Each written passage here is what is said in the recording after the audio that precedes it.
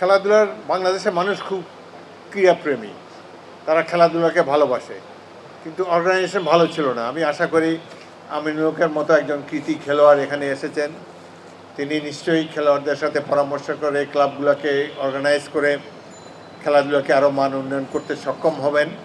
আমার অনেক দুঃখ লাগে, এই ক্লাব মোহামেডান ক্লাবে 12 বছর খেলেছি, এই ক্লাবটি একটা ক্যাসিনোতে রূপান্তরিত হয়ে গিয়েছে। ওয়ান্ডার্স ক্লাবও তাই, বিভিন্ন ক্লাব, এই ক্লাবে যে জুয়া খেলা হয়, আসল খেলার খবর নাই, জুয়া খেলে ক্যাসিনো, এবং এটা নিয়ে পত্রিকায় অনেক দুঃখ লাগে। আমি যখন মোহামেডান ক্লাবে খেলেছি তাস খেলা অ্যালাউড ছিল না, খালি হাউজি হতো, একটা হাউজি তো নির্দোষ খেলা। সেই জায়গায় এই ক্রীড়াঙ্গন গত 16 বছরে খেলাধুলাও নষ্ট হয়ে গিয়েছে।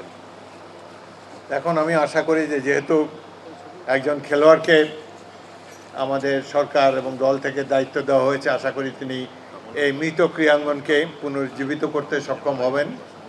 সিলভার টিপ কন্ট্যাক্টে তৈরি নিরাপদ ও নান্দনিক ক্লিক সুইচ নির্ভরতা জীবন জুড়ে। খেলাধুলার অনেক স্মৃতি, সময় নাই আমার খেলাধুলার কথা বলতে হলে 1 ঘন্টা টাইম লাগবে। আমি ছিলাম খেলা পাগল, ছিলাম একেবারে। এখানে এসে 2টা চেহারা খুব মিস করি।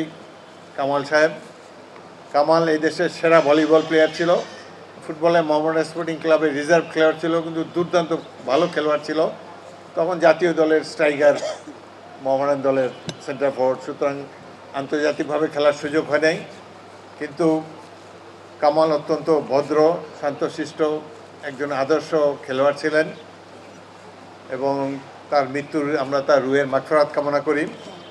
এইখানে এই যে আমরা সোনালী অতীত ক্লাব প্যাভিলিয়নটা পাই, এখানে এই জন্য আমরা জেনারেল সাদিকুর রহমানের কাছে খুবই কৃতজ্ঞ। ক্রীড়া নিয়ন্ত্রণ বোর্ডের তিনি চেয়ারম্যান ছিলেন, তিনি বিভিন্ন ক্লাবগুলোকে যখন জায়গা দেয় আমাদের অনুরোধে সোনালী অতীত ক্লাব প্রাক্তন খেলোয়াড়দের জন্য একটা জায়গা তিনি বরাদ্দ করেছেন, যে জন্য আজকে এই আলোকোজ্জ্বল পরিবেশে আমরা সবাই মিলে বসে সুন্দর একটা মিলন মেলায় সময় কাটাতে পারছি।